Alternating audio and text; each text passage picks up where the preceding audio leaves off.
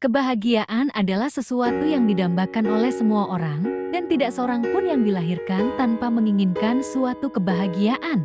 Namun kehidupan ini begitu kompleks dan seringkali membawa seseorang kepada penderitaan. Akibatnya, banyak orang yang akhirnya mengejar kebahagiaan demi tuntutan kepuasan diri semata dengan mengabaikan akar sesungguhnya penyebab penderitaan. Penyebab utama penderitaan salah satunya adalah karena dosa, dan itu adalah konsekuensi dari kejatuhan Adam dan Hawa. Kebahagiaan sejati tercapai ketika manusia memiliki relasi yang intim dengan Allah, tetapi penyebab rusaknya relasi manusia dengan Allah adalah karena dosa, dan inilah sumber penyebab ketidakbahagiaan. Prinsip tersebut dapat ditemukan di seluruh bagian Alkitab, termasuk salah satunya adalah dalam kitab Mazmur. Menarik bahwa kitab Mazmur digolongkan sebagai kitab puisi. Dan sebagai kitab puisi, kitab Mazmur sendiri uniknya terdiri dari beberapa macam aspek jenis sastra, diantaranya adalah keluhan, pujian, ucapan syukur, dan ajaran. Di dalam kitab Mazmur ini, sangat terlihat dengan jelas gambaran pergumulan dan interaksi antara manusia dengan Allah. Sebagaimana Tremper Lowman mengatakan bahwa kitab Mazmur merupakan semacam literatur kudus dalam Alkitab, yaitu tempat di mana Tuhan bertemu umatnya dengan khusus, dan umatnya berhubungan dengan Dia melalui pujian dan keluhan.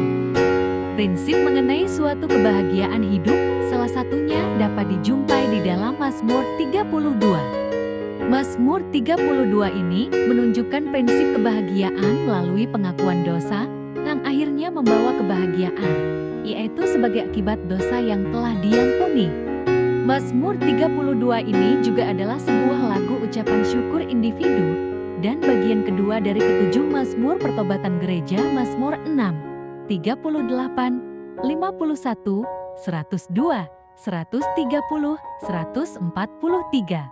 Hal tersebut memberikan sebuah penekanan untuk mengumumkan berkat yang telah diterima kepada orang lain, dan sama, bahwa itu juga menunjukkan pujian atas kesetiaan Allah. Di samping itu, Mazmur 32 ini merupakan bagian pertama dari 13 Mazmur Maskil. Maskil dimengerti sebagai sebuah mazmur yang memberikan pengajaran. Mazmur ini ditulis oleh Daud kemungkinan besar setelah berbuat dosa besar dengan Batsyeba 2 Samuel 11-12, dan dihubungkan dengan Mazmur 51 yang kemungkinan adalah doa pertama Daud untuk meminta pengampunan. Pemazmur tahu bahwa kesedihan yang dialaminya adalah akibat penderitaan dosa yang tidak diakui, dan kemudian ia diselamatkan ketika ia mengakuinya di hadapan Allah. Jadi, yang menentukan tema dari Mazmur 32 ini bukan sakit dan penyembuhan, melainkan rasa bersalah dan pengampunan.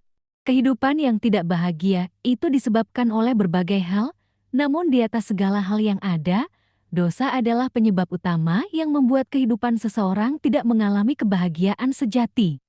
Melalui pergumulan pemazmur yang dituliskannya dalam Mazmur 32 ini, kita belajar beberapa hal penting mengenai kebahagiaan karena berkat pengampunan. 1. Hasil pengampunan Allah ayat 1, 2a berkat pengampunan Allah yang diterima oleh orang-orang yang berdosa adalah kebahagiaan. Kata kebahagiaan yang dimaksudkan oleh pemazmur sepertinya merujuk pada Mazmur 1, namun bedanya adalah kebahagiaan yang ada dalam Mazmur 1 itu kebahagiaan karena hidup dalam jalan Allah.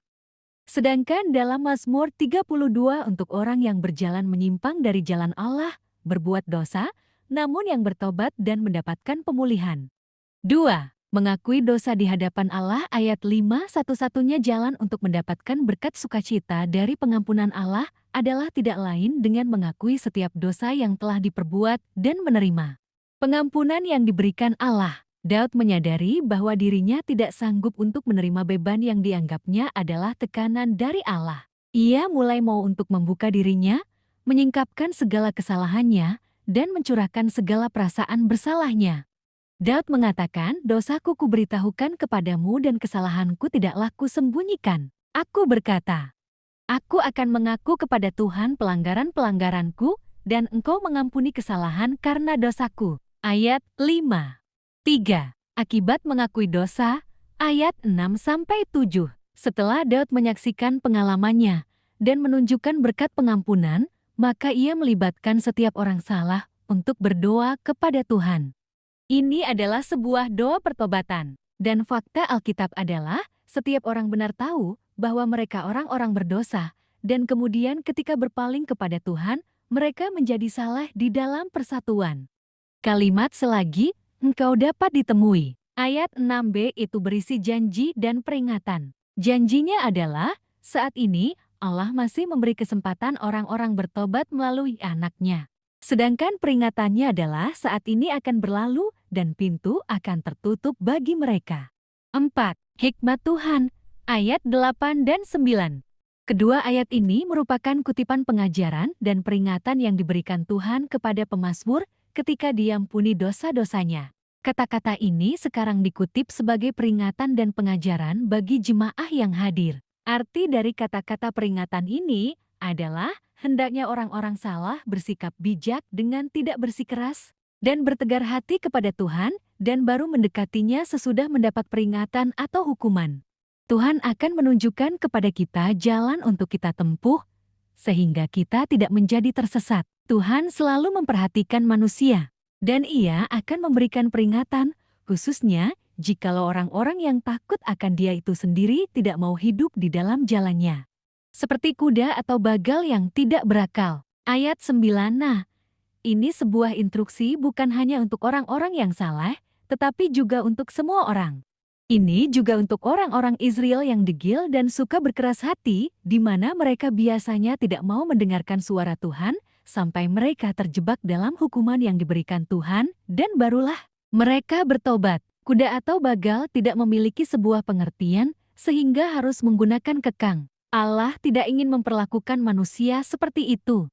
Allah ingin manusia dengan sukarela dengan kehendaknya menaati Dia, bukan dengan paksaan. Orang percaya hendaknya memperhatikan firman Tuhan yang menuntunnya ke dalam terang, sehingga ia tidak tersesat, melembutkan hatinya untuk mau dididik dan dikoreksi atas motivasi maupun tindakan yang tidak berkenan di hadapan Tuhan, dengan mengizinkan Roh Kudus bekerja untuk menolongnya hidup benar. Seringkali orang percaya memang tidak mau mendengarkan firman Tuhan karena cenderung menuruti keinginan pribadi, sehingga fokusnya bukanlah kepada God-centered melainkan self-centered.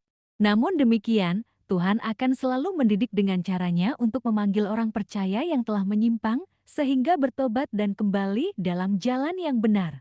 5. Respon manusia, ayat 10-11. Ayat 10 dapat dikatakan sebagai suatu kesimpulan dari seluruh pengalaman pemazmur. Hendaknya jemaat yang hadir ingat bahwa banyak penderitaan dialami oleh orang fasik atau orang yang tidak percaya kepada kasih setia Tuhan. Sebaliknya, bagi orang percaya, dia akan dikelilingi dengan kasih setia Tuhan. Tuhan tidak akan meninggalkan orang-orang yang selalu berharap kepadanya. Ia melindungi orang-orang yang mau jujur dan memberikan sejahtera dalam hati mereka. Perlindungan Tuhan itu nyata kepada orang-orang yang takut akan Dia, sehingga ia terluput dari segala malapetaka. Orang fasik akan dibiarkan olehnya tertimpa bencana, oleh karena itu, banyak hal yang akan membuat hidupnya menderita.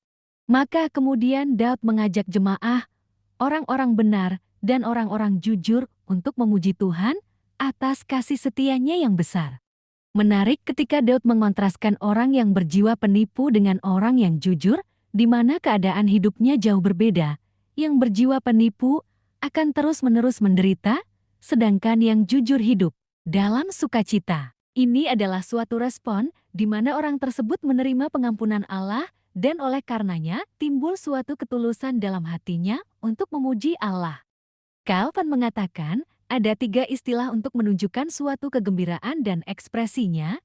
Kata kerja yang pertama bersukacitalah, menunjukkan sukacita yang melibatkan seluruh hati dan jiwa, sebuah sukacita yang mendalam. Yang kedua, bersorak-soraklah, menggambarkan sukacita yang diberikan ekspresi antusias. Yang ketiga, bersorak-sorailah, sebuah panggilan untuk memuji Allah dengan bernyanyi atau berteriak. Adalah suatu fakta bahwa orang-orang yang hidup dalam sukacita ini mampu menemukan alasan mengapa mereka berlimpah sukacita di dalam Tuhan. Sukacita yang dialami adalah sukacita karena berkat pengampunan Allah. Penutup. Pengalaman pemazmur menerima berkat dari pengampunan Allah adalah suatu realita yang juga dapat dialami oleh setiap orang percaya. Pengalaman Daud adalah suatu pengalaman yang tentunya pernah dialami oleh semua orang percaya, yaitu jatuh dalam dosa dan menyembunyikannya. Meskipun karena akibat dosa, Daud hidup dalam kesengsaraan, namun akhirnya dia menyadari bahwa dirinya berdosa dan butuh pengampunan Allah.